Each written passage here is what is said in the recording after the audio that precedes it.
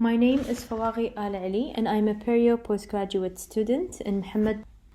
We know that the prevalence of peri-implant diseases in patients who are coming to the materials and methods. The guidelines of Prisma statement were followed and to the results. A total of 159 studies were identified.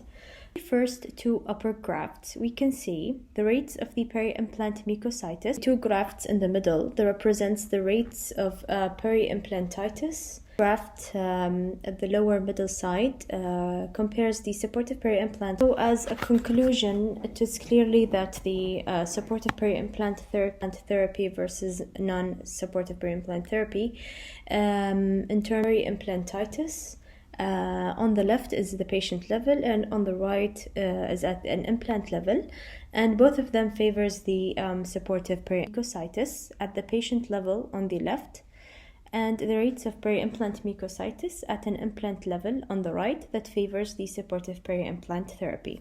Identified 5 trials with 1,570 implants in 617 patients that have met the inclusion criteria. Now, the overall meta-analysis showed significantly reduced rates of peri-implantitis with supportive peri-implant therapy compared to non-supportive peri-implant therapy, searching for randomized controlled trials, controlled clinical trials, and retrospective studies in several electronic databases. The Cochrane Collaboration's risk of bias tool for randomized studies were used to assess the risk of bias, and the data were analyzed using a statistical software. Now, the primary outcome was the peri-implant diseases constituting of peri-implant or receiving dental implant therapy were estimated at about 63% for peri-implant mucositis and up to 19% for peri-implantitis. So among the potential risk factors for peri-implant diseases is the lack of supportive peri-implant therapy. The aim of supportive peri-implant therapy is to maintain healthy peri-implant tissues around the implant prosthesis and control any risk factors or indicators. There are several studies of medicine and health sciences.